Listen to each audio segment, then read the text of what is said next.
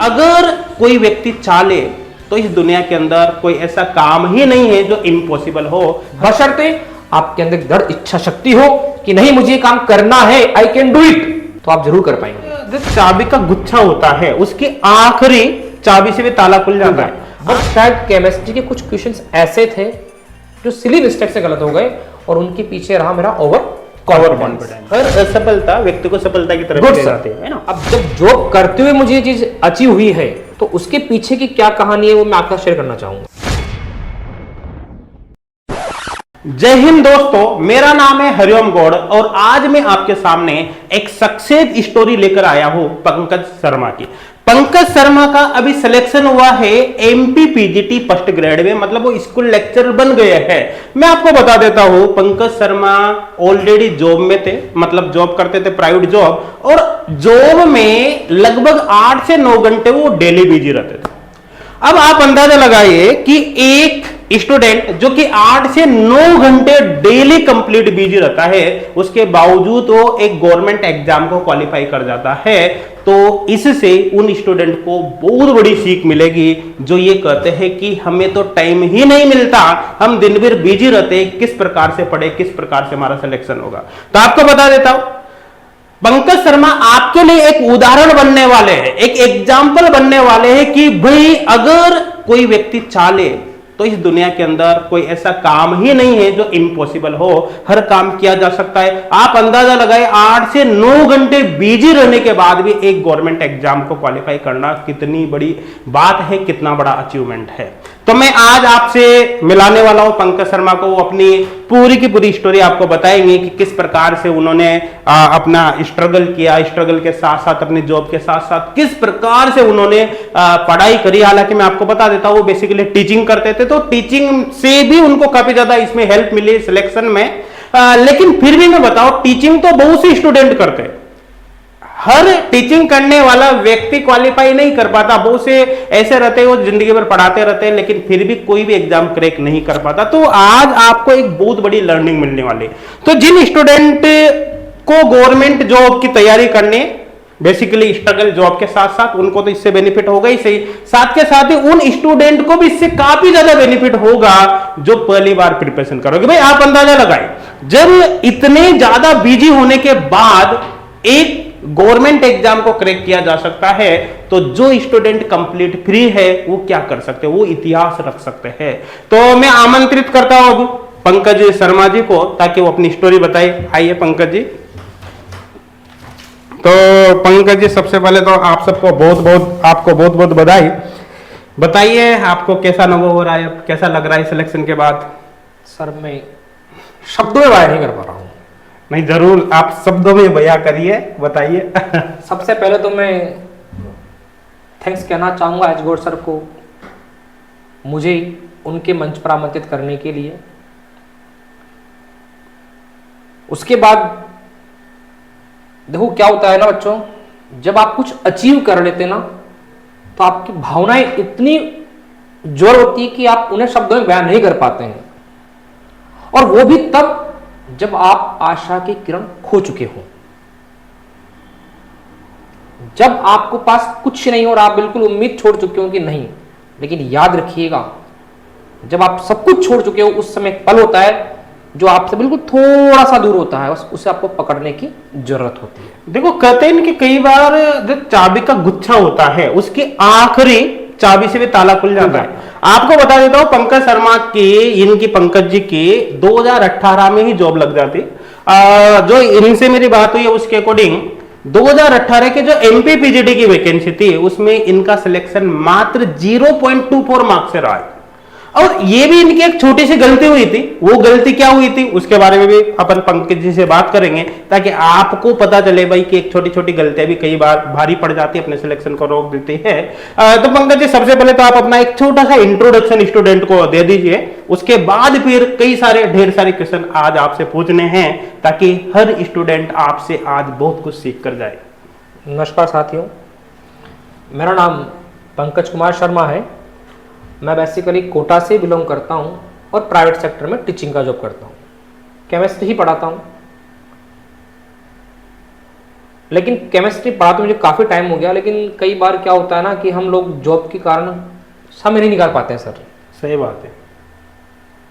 तो अब जब जॉब करते हुए मुझे ये चीज़ अचीव हुई है, तो उसके पीछे की क्या कहानी है वो मैं आपका शेयर करना चाहूँगा। जरूर जरूर पंकज जी, बताइए आप। सर कई बार क्या होता है ना, हम लोग बिल्कुल निराश हो जाते हैं सर। जैसा कि मेरे साथ भी हुआ 2018 की वैकेंसी में ही मैं क्वालिफाइंग मार्क्स लेके आ चुका था। 91 था मेरा मार्क्स और 90 वहां पर क्वालिफाइंग मार्क्स था। और जिन बच्चों के 90 मार्क्स आए उन सबको जॉब भी मिली। बट अनफॉर्चुनेटली नोबलाइश में मेरे कुछ क्वेश्चंस गलत हो गए और मेरे मार्क्स 89.76 रह गए।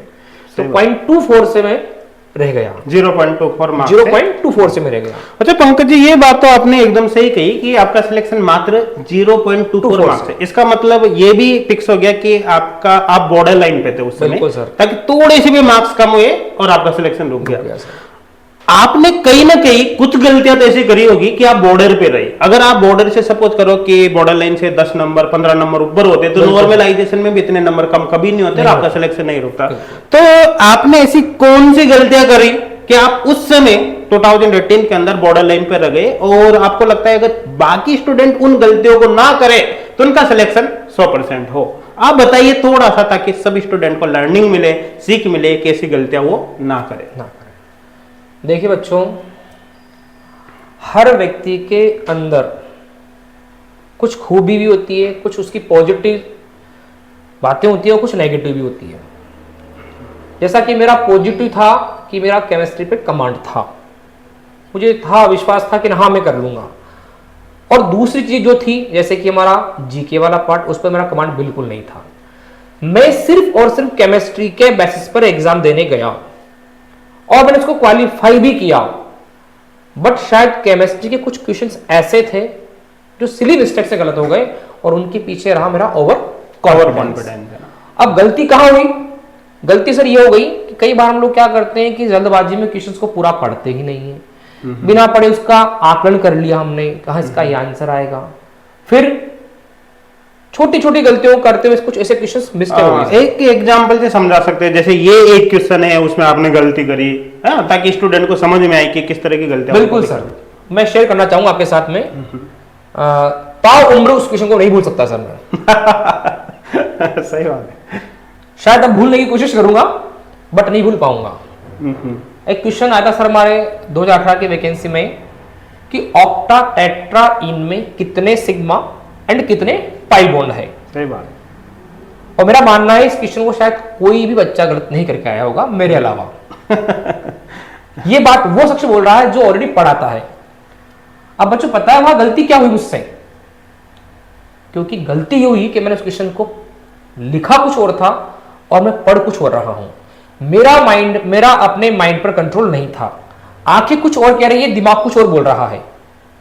वहां लिखा हुआ था ऑक्टा टेट्राइन में कितने सिग्मा कितने पाई बॉन्ड है, बट मेरा माइंड उसे रीड कर रहा था कि साइक्लो ऑक्टा टेट्राइन में कितने सिग्मा कितने पाई बॉन्ड है।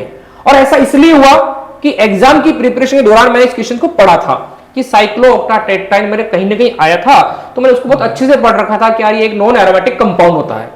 तो सर मैं उसी क्वेश्चन को लेके चला गया कि हाँ ये तो साइक्लो ऑक्टा टेट्राइन है। और उसका आंसर मैच ना होने के बावजूद भी मैंने कहा नहीं यार ये तो क्वेश्चन डिलीट होगा। अब गलती कहां हुई कि मैंने पहली ही बार में उस क्वेश्चन का मूल्यांकन कर लिया सर। सही बात है। शायद मैं उस क्वेश्चन को दोबारा पढ़ता तो शायद मुझे गलती पकड़ में आ जाती है। तो आप खुद अंदाजा लगाइए कि एक छोटी सी गलती, और ये ऐसा क्वेश्चन है आई थिंक कोई भी स्टूडेंट इसको गलती नहीं करेगा, लेकिन स्टूडेंट क्या होता है कई बार तो बहुत ज्यादा पढ़ने के चक्कर में या पढ़ लेते हैं और कॉन्फिडेंस में आ जाता है, वो भी उनके सिलेक्शन रुकने का कारण बन जाता है ना। तो ऐसी मिस्टेक ना करें। देखो मैं तो हर स्टूडेंट को एक ही सजेशन देता हूं कि कभी भी किसी भी क्वेश्चन को एक बार पढ़कर उसका आंसर टिक ना करें। कम से कम एक क्वेश्चन को 2 बार रीड करें, उसके बाद ऑप्शन देके, और ऑप्शन में भी उल्टा चलना चाहिए स्टूडेंट को। कैसे कि 4 ऑप्शन है तो पहले ऑप्शन को काटने की कोशिश करें, भाई ये तो आंसर नहीं होगा, ये तो आंसर नहीं होगा, तो मान के चलना नेगेटिव होने के चांस ऑटोमेटिक खत्म हो जाएंगे। 2 बार क्वेश्चन पढ़ो, 2 बार ऑप्शन देख लो, ऑप्शन को काटने की कोशिश करो, प्रैक्टिस करो, तो ये काम बहुत ही फास्ट हो जाता है, नेगेटिव होने के चांस ऑटोमेटिक खत्म हो जाते हैं। अच्छा, ये तो आपकी 2018 की जैसे गलती हुई है ना, और चलो वो गलती आपने सुधारी भी सही, और जो आपने बताई अभी एक कहानी, आई थिंक सब स्टूडेंट को इससे काफी बेनिफिट होगा। 2023 की वैकेंसी तो आप कंप्लीट क्वालिफाई कर ही चुके हो, है ना, और इस समय सबसे बड़ी बात है कि आप बिल्कुल 9 घंटे बिजी हो, उसके बावजूद आपने एक गवर्नमेंट एग्जाम को क्वालिफाई कर लिया, और आपके मार्क्स भी काफी अच्छे हैं। 81 पॉइंट कितने मार्क्स है? 81.81 81.81 मार्क्स है, जो अपने आप में काफी अच्छे मार्क्स है, out of 100। Yes sir, out of 100, है ना। तो अब आप इतने ज्यादा बिजी, 9 घंटे के आसपास आप जॉब करते थे, उसके बाद जो बचा हुआ समय है वो आपने अपने प्रिपरेशन में दिया और एक एग्जाम को क्रैक कर दिया। तो आपने किस प्रकार से अपने समय को मैनेज किया? आपका सुबह उठने से लेकर रात में सोने तक का शेड्यूल क्या रहता है? किस तरह से आपने अपनी स्टडी को कंप्लीट किया, थोड़ा सा बताइए। देखिए बच्चों, जो सर ने बात कही ना कि मुझे इसकी सीख कहां से मिली, मैं तो आप लोगों को सीख दे रहा हूं, लेकिन मुझे भी इसकी सीख कहां से मिली ये मैं आपको बताता हूं। हमारे देश के प्रधानमंत्री नरेंद्र मोदी से। क्या बात है। हमारे पास एक रट्टा रटाया बहाना होता है, क्या करें यार, टाइम ही नहीं है, क्या करूं, टाइम मिलता ही नहीं है। सही बात। जरा मोदी जी से सीखिए, रात को कहां थे, अगले दिन कहां होंगे, शाम को कहां होंगे, शाम को कहां होंगे। पिछले 10 साल में मैंने कभी उस आदमी के चेहरे पे थकान नहीं देखी। हाँ, कितने भी लंबी यात्रा के बाद, लंबी यात्रा करने के बाद। सही बात। राम मंदिर का जब कार्यक्रम चल रहा था तो वो 2 बजे तक वहां थे, 3 बजे दिल्ली में चले गए, साइंस जो एग्जीबिशन था उसमें चले गए, फिर क्या क्या, मतलब लगातार वो इंसान चलता रहता है। जब एक 75 साल का आदमी काम कर सकता है, सही बात, तो हम युवा क्यों नहीं कर सकते? अपनी तो एज ही क्या है, अपनी एज ही क्या है। सही बात। तो हमें सीखना चाहिए। तो मैंने उनसे सीखा कि जो हम लोग जनरली ऐसा कहते हैं ना कि यार मेरे पास टाइम नहीं है, मैं नहीं कर पाया, मैं कैसे करूंगा, मैं बहुत बिजी रहता हूं, ऐसा नहीं है। अगर आपका टाइम मैनेजमेंट है तो आप टाइम निकाल सकते हैं चीजों के लिए, बशर्ते आपके अंदर दृढ़ इच्छा शक्ति हो कि नहीं मुझे काम करना है, आई कैन डू इट, तो आप जरूर कर पाएंगे। सही बात है। देखो मेरे अकॉर्डिंग तो हर असफलता व्यक्ति को सफलता की तरफ ले जाती है ना। कई बार स्टूडेंट क्या होता है कि एक एग्जाम दिया, वो क्वालिफाई नहीं कर पाता, फिर दूसरा दिया, तीसरा दिया, और वो 3-4 बार लगातार सक्सेस नहीं होता, और उसके बाद हताश हो जाता है, और उसके बाद वो कंप्लीटली डिमोटिवेटेड हो जाता है। और कई स्टूडेंट तो ऐसे होते हैं जो बाद में प्रिपरेशन की ही प्लानिंग छोड़ देते हैं कि नहीं भाई मेरे से नहीं होगा, है ना। तो आपको भी असफलता मिली जीवन में, आपने भी देखा है। तो जब आप 1, 2 बार, 3 बार जो भी असफल रहे हैं, उसके बाद फाइनली आपने एक अचीवमेंट यहाँ पर गेन किया है, सफलता प्राप्त करी है, तो ऐसे स्टूडेंट जो डिमोटिवेटेड हो जाते हैं काफी लंबे समय स्ट्रगल करने के बाद, उनको आप किस प्रकार से क्या सलाह दोगे ताकि वो अपने आप को मोटिवेट करे और फिर से जोश के साथ प्रिपरेशन में लग जाए? देखिए बच्चों, मैं एक ही बात कहना चाहूंगा कि सफलता की पहली सीढ़ी असफलता है। सही बात। जिसने असफलता का स्वाद नहीं चखा वह सफलता का मजा नहीं ले सकता। एकदम सही। आप पहली बार असफल होगे, हां, बशर्ते आप अपनी हर गलतियों से कुछ तो सीखे। आपने पहली बार जब तैयारी की थी तो किन गलतियों की वजह से आप रह गए? देखो, हर एग्जाम आपको कुछ तो सिखाता है। सही बात है।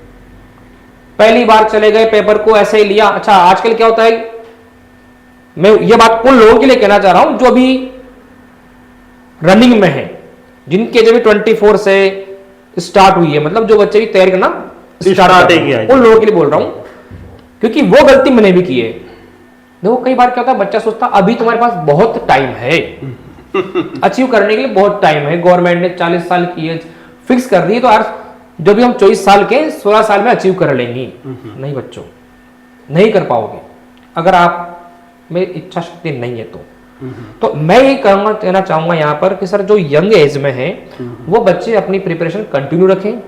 पहली बार एग्जाम दिया, सिलेक्शन नहीं हुआ, कोई बात नहीं, फिर एग्जाम दे, कोई बात नहीं, लगातार हर बार अपनी पिछली गलतियों से सीखते रहे, सीखते रहे, सीखते रहे। ये फैक्ट है, आपकी मेहनत जाया नहीं जाएगी। सही बात। देखो, ये बात तो एकदम फैक्ट है। अगर एक व्यक्ति हमेशा एक ही गलती को दोहराता रहेगा तो जिंदगी में सफल हो ही नहीं हो सकता। सकता और ये भी बात फैक्ट है कि फर्स्ट टाइम में किसी को भी सक्सेस नहीं मिलती। इसका मतलब सक्सेस फिर किन लोगों को मिलते है? सक्सेस उन्हीं लोगों को मिलती है जो हर गलती से कुछ ना कुछ सीखते हैं और कम से कम जो गलती उन्होंने पहले करी है वो गलती दोबारा ना दोहराए, और अगली बार अगर कोई गलती भी हो तो नई गलती हो, पुरानी गलती नहीं दोहराई। 100% सक्सेस व्यक्ति को मिल ही जाती है। अच्छा, आजकल जो लाइफ है स्टूडेंट के या किसी के भी, उसमें सबसे बड़ा डिस्ट्रक्शन है सोशल मीडिया, है ना। सोशल मीडिया को किस प्रकार से यूज में लेना चाहिए, या फिर बच्चों को अपने आप को किस तरह से कंट्रोल करना चाहिए? जैसे मैं एक एग्जांपल दूं कि कोई भी स्टूडेंट उठता है सुबह, तो उठते ही वो क्या करता है, सबसे पहले अपना मोबाइल देखता है। मोबाइल चाहे उसने टाइम देखने के लिए लिया हो हाथ में, लेकिन कब उसका हाथ फेसबुक पर या किसी दूसरी जगह पर चला जाता है, इंस्टाग्राम पर, और कब वो रील देखने लग जाता है, और कब वो 2 मिनट के लिए देखने की सोचता है, 2 घंटे उसके पूरे हो जाते हैं। तो ऐसे स्टूडेंट को किस प्रकार से आप सलाह देना चाहोगे, और किस तरह से अपना टाइम सेव करे ताकि उसको वो उस समय भी वो पढ़ाई कर सके? आप क्या सलाह देना चाहोगे ऐसे स्टूडेंट को?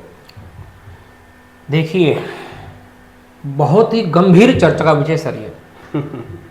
आदमी अपना यूजफुल टाइम कहां कंज्यूम कर रहा है, वहां कंज्यूम कर रहा है जिसका वास्तविकता से कोई लेना देना ही नहीं है।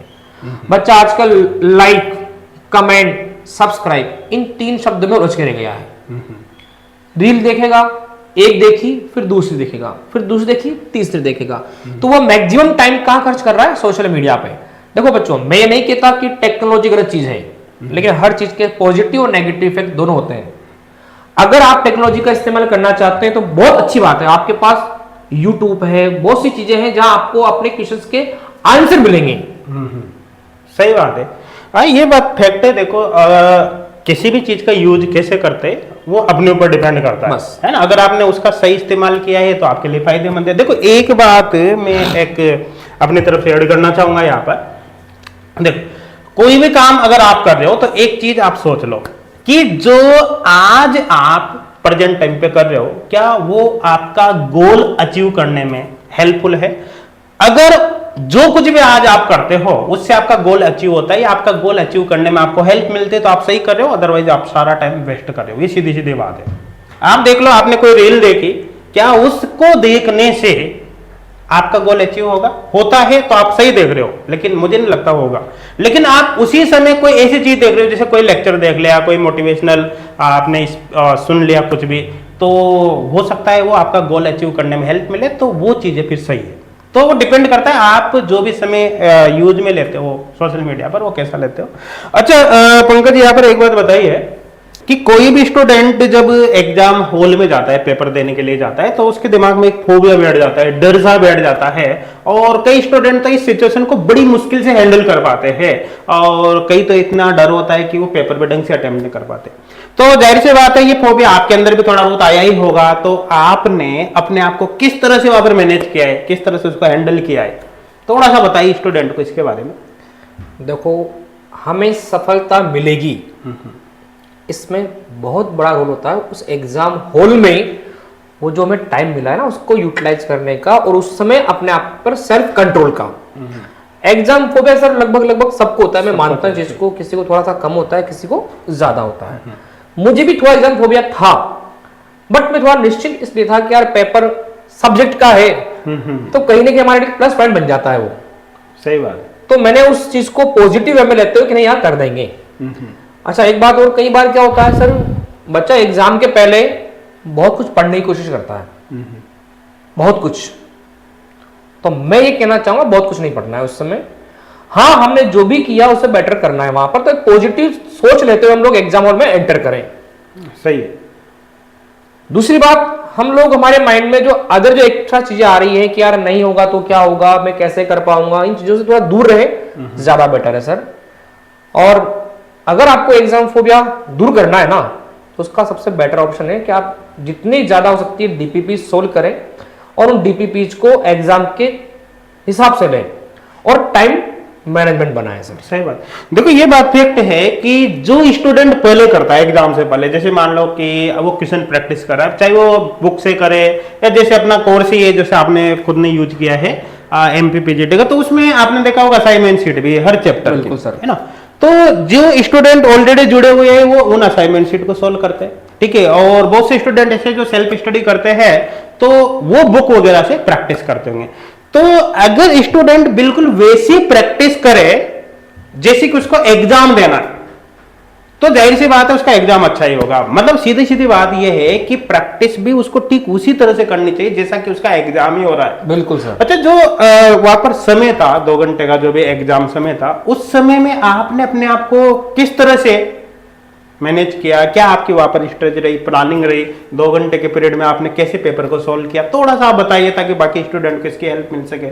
देखो सर, बिल्कुल हम अपने एफर्ट को एग्जाम हॉल में किस तरह से इंप्लीमेंट करेंगे, इसके लिए जरूरी आपकी प्लानिंग सर। और प्लानिंग क्या होनी चाहिए, मेरे हिसाब से बता रहा हूं सर मैं, प्लानिंग होनी चाहिए कि आपका जिस टॉपिक पर अच्छा कमांड है, आप पहले उससे जितने भी क्वेश्चन है उस टॉपिक से रिलेटेड आए हैं उन सब क्वेश्चन को सोल्व करें। और सोल्व करते वक्त लेके एक बात याद रहे कि आपको डिसाइड करना है कि अगर आपके पास 120 मिनट है और 100 क्वेश्चन है तो देख लीजिए कि आपको 1 मिनट से ज्यादा उसको नहीं देना है। सही बात है। 120 मिनट है आपके पास में, क्वेश्चन 100 है, तो लगभग आपको 1 मिनट ही मिल रहा है क्वेश्चंस के लिए। ऑलमोस्ट 1 मिनट मान सकते हैं। तो इसके लिए जरूरी है कि आप क्वेश्चंस को उठाते वक्त ध्यान दें कि हाँ यार कहीं इस क्वेश्चंस में मेरा टाइम कंज्यूम तो ना होगा। तो आपको जो पहले इजी क्वेश्चंस लगे, जिन्हें आप फटाफट से कर सकते हो, जिन पे आपकी कमांड हो, जिन्हें आप सर निगाहों से देख के कर सकते हो, आप ऐसे क्वेश्चन उठाएं। फिर धीरे धीरे धीरे धीरे आप लोग इजी टू मॉडरेट बढ़े और जो डिफिकल्टीज क्वेश्चन है छोड़ दें आप। सही बात। बट छोड़ते वक्त क्या होता है सर, आजकल क्या है, पेपर जो ऑनलाइन होता है ना, तो कई बार दिक्कत आती है कि बच्चों को ऑनलाइन मोड का पता नहीं होता है कि क्वेश्चन कैसे छोड़ना है, कैसे नहीं छोड़ना है। तो जैसा कि मेरा एग्जाम था, ऑनलाइन एग्जाम था सर, हालांकि उसमें सब कुछ लिखा आता है कि भाई छोड़ते वक्त किस पर रेड मार्क आएगा, किस पर ब्लू टिक आएगा, तो आप इंस्ट्रक्शन आता है सर। तो आपने अच्छे से पढ़े और जो क्वेश्चंस आपको टाइम कंज्यूम कर रहे हैं उन्हें स्किप करते जाएं, स्किप करते जाएं, इजी टू वे में करते जाएं, बिल्कुल जो आपको इजी लग रहे हैं उन्हें पहले करते जाएं, धीरे धीरे धीरे धीरे। जब आपका लास्ट टाइम बचे, जब आपके सारे क्वेश्चंस हो चुके हैं इजी वाले, और फिर अगर आपके पास टाइम बचता है तो आप जो क्वेश्चन आपने छोड़े थे आप उनको देखिए एक बार। सर जनरली क्या होता है, केमिस्ट्री में फिजिकल वाला जो पोर्शन होता है ना, जैसा कि मेरे साथ है, वो बहुत टाइम कंज्यूम करता है न्यूमेरिकल्स में। और जनरली ऑनलाइन में तो क्या होता है कि बहुत कुछ होता है, तो आपको स्क्रीन के साथ भी कांटेक्ट बनाना पड़ता है, है ना। तो आप थोड़ा सा इस तरह देखें कि जो आपको आ रहा है आप पहले उसे करें और जो आपको नहीं आ रहा है उसे बिल्कुल लास्ट के लिए छोड़ दीजिए। ये गलती एक्चुअली वास्तव में बहुत से स्टूडेंट करते हैं। तो कई सारे स्टूडेंट ऐसे होते हैं जिनका सब्जेक्ट में काफी अच्छा कमांड होता है, उसके बावजूद भी उनका सिलेक्शन नहीं हो पाता। और मैं गारंटी के साथ इस बात को कर रहा हूं यहाँ पर कि अगर किसी का सब्जेक्ट बहुत ही स्ट्रांग है फिर भी उसका सिलेक्शन नहीं होता किसी भी एग्जाम है, तो उसका सबसे बड़ा जो रीजन होता है टाइम मैनेजमेंट होता है। वो अपने 2 घंटे के पीरियड को या 3 घंटे का, जो भी अलग अलग एग्जाम का अलग अलग टाइम रहता है, उसको सही से मैनेज नहीं करता। देखो ज्यादातर स्टूडेंट गलतियां क्या करता है, उन्होंने फर्स्ट क्वेश्चन किया, सेकंड किया, थर्ड क्वेश्चन किया, फोर्थ किया, मान लो कि 5th क्वेश्चन कोई न्यूमेरिकल आ गया या फिर कोई हार्ड क्वेश्चन आ गया, तो वो उस क्वेश्चन को सोल्व करने में लग गया। और जिस क्वेश्चन में को सोल्व करने में 1 मिनट का टाइम उसको देना था, उसको पता नहीं चलता कब उसने वहां पर 5 मिनट 10 मिनट खराब कर दी, है ना। तो ऐसे केस में क्या होता है, अगर 5-6 भी क्वेश्चन में वो बीच में उलझ गया तो टाइम पर उसका पेपर कभी भी नहीं होगा।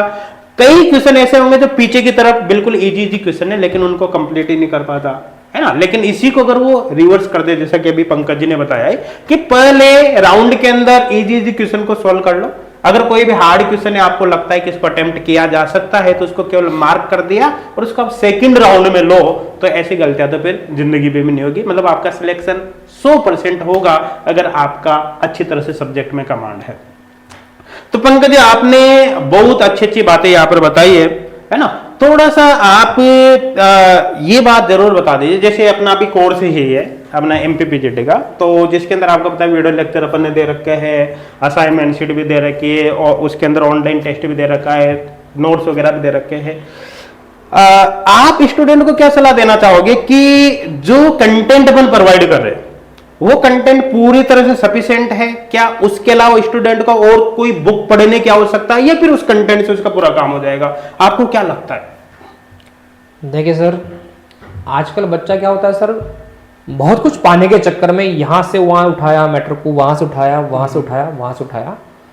मैं उन बच्चों के लिए बात कहना चाहूंगा कि एच गोड सर की जो ऐप है उसको देखने के बाद आपको दूसरा कुछ उठाने की आवश्यकता नहीं पड़ेगी।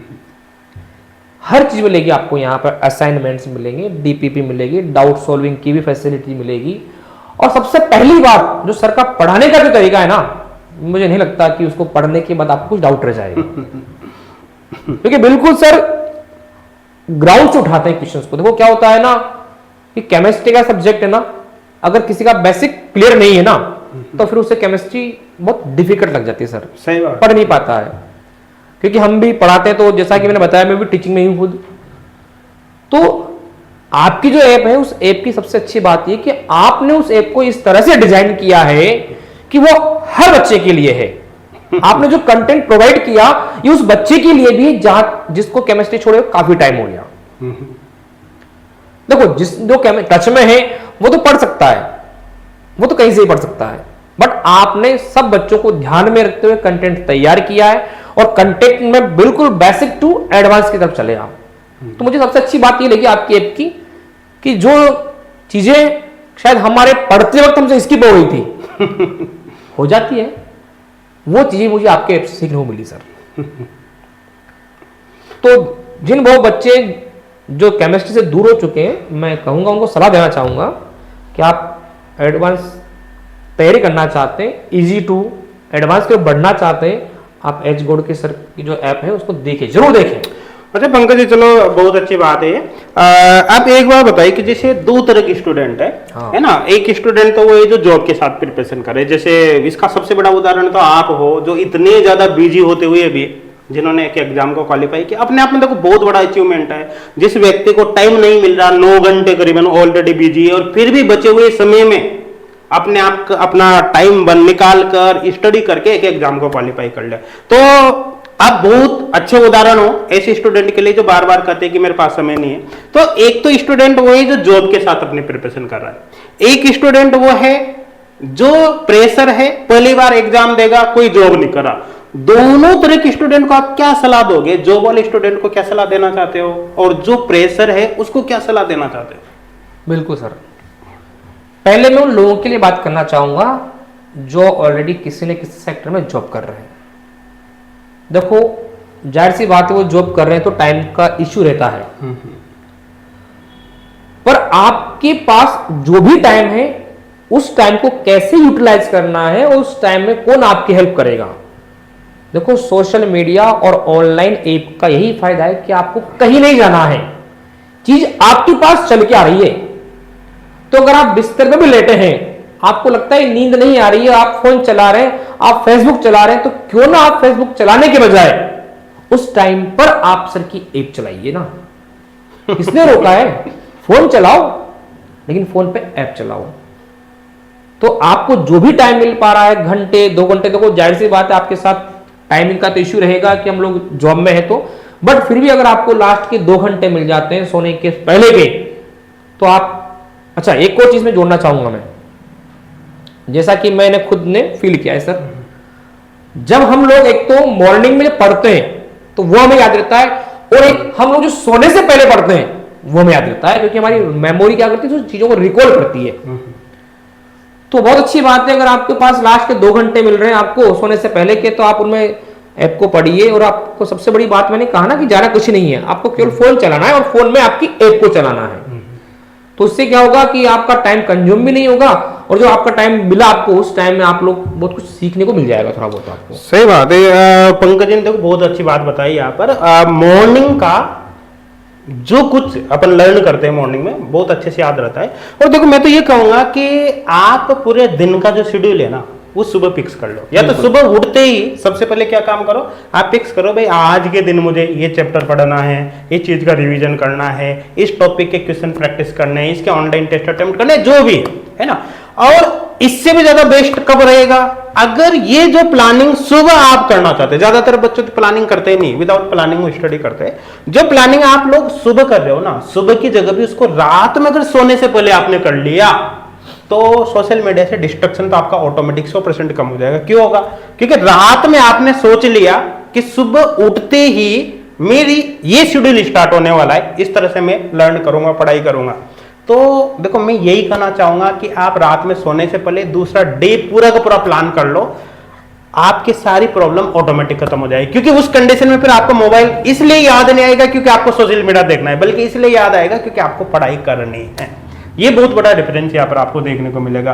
अच्छा पंकज एक बात बताइए, जैसे आप रात को भाई थक जाते होंगे, जाहिर सी बात है दिन भर काम करते हो, तो रात को कितने बजे सो जाते होंगे?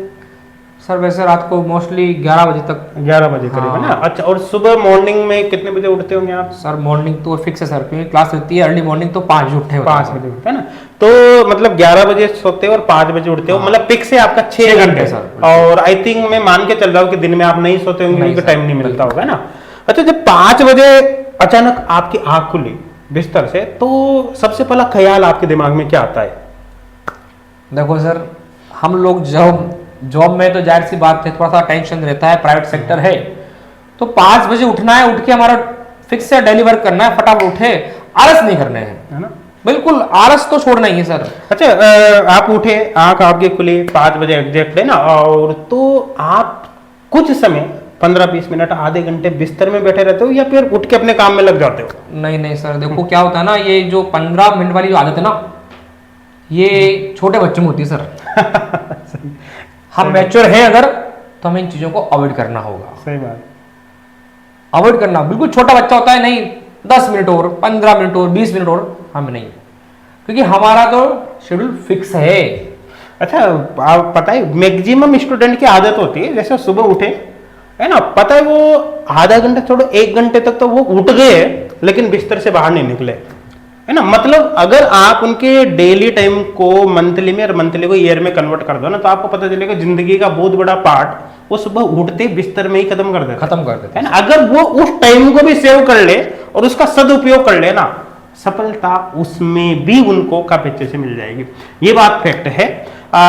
इसके अलावा अपन ने आज बहुत सारी बातें आपसे करी है, आप अपनी ओर से कुछ और एडवाइस देना चाहोगे स्टूडेंट के लिए?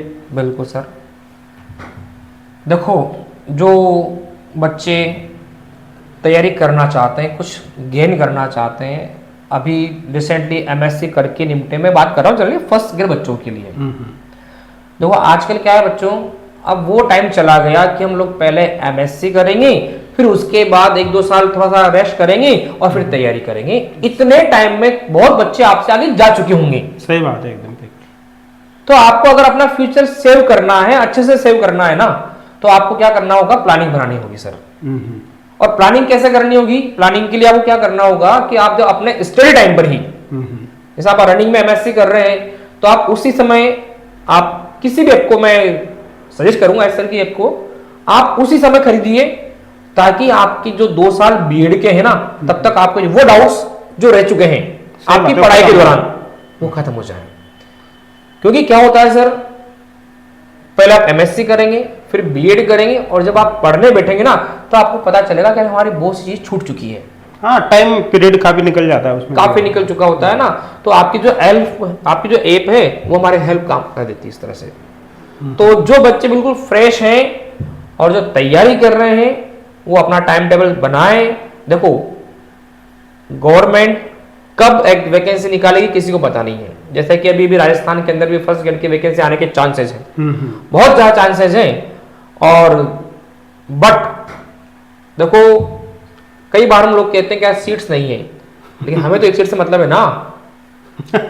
सही बात। और वो तभी गेन कर पाओगे ना जब आपकी प्रिपरेशन बहुत अच्छे से होगी। तो कम से कम अगर आपका सब्जेक्ट केमिस्ट्री है, तो आप केमिस्ट्री को तो स्ट्रॉन्ग कर लीजिए। तो टाइम का जो इश्यू है वो कहीं नहीं है। जो बच्चे फ्रेश हैं उनके लिए टाइम बहुत है, आराम से किए, उनको तो टाइम ही टाइम है। जो भी टाइम बनाना चाहे, दिन के 2 घंटे या शाम को 2 घंटे या सुबह के मॉर्निंग के 2 घंटे। हाँ, मैं ये कहना चाहूंगा अगर वो मॉर्निंग का टाइम दे बहुत अच्छी बात है, क्योंकि मॉर्निंग का पढ़ा हुआ सर हमारे को शाम तक याद रहता है, अच्छे से रहता है।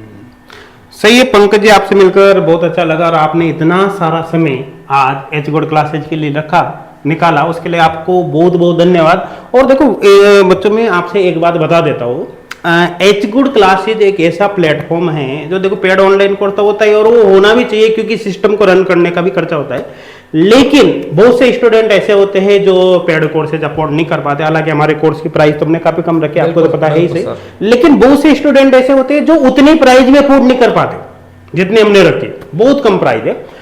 तो हमने क्या किया कि जो कोर्सेज है उनको भी दो कैटेगरी में डिवाइड कर दिया। पेड कोर्सेज अलग है और free courses H good classes पर अलग है। मैं यहाँ पर सब स्टूडेंट से बोल रहा हूं कि अगर आप पेड कोर्स ज्वाइन नहीं भी करो कोई दिक्कत वाली बात नहीं, लेकिन H good classes application download जरूर करना। उस पर फर्स्ट ग्रेड का पूरा फ्री कोर्स है। ऐसे कई एग्जाम्पल है हमारे पास जो केवल फ्री कोर्स लेकर भी सिलेक्ट हुए हैं। ये माता मैं आपको फैक्ट बता रहा हूं। हाँ, इतना जरूर है, जैसे पेड कोर्स में तो देखो सारा कंटेंट हमने दिया है, video lecture, question bank, online test series, doubt solving facility, notes वगैरह सब दिया है। फ्री कोर्स में हमने वीडियो लेक्चर दिए और ऑलमोस्ट सारे चैप्टर के दिए, वो पहले वाले बैच के हमारे। मैं गारंटी से कह रहा हूं, अगर आपने केवल फ्री कोर्स से भी अच्छे से मेहनत कर ली, हाँ प्रैक्टिस आपको थोड़ी एक्सटर्नल करनी पड़ेगी वहां पर, क्योंकि उसमें क्वेश्चंस नहीं डाल रखे हमने, तो आपने अगर केवल फ्री कोर्स से भी अपनी स्टडी कर ली, कंटिन्यू ढंग से मेहनत कर ली, उसके साथ थोड़ा सी एक्स्ट्रा प्रैक्टिस कर ली, तो भी आपका 100% सिलेक्शन होगा। तो जरूरी नहीं आप पेड कोर्स ज्वाइन करें, है ना, आप केवल फ्री कोर्स से भी पढ़ो, कोई दिक्कत वाली बात नहीं है। लेकिन ये सोचकर अपना टाइम बिल्कुल भी वेस्ट मत करना कि वैकेंसी आएगी उसके बाद प्रिपरेशन करेंगे।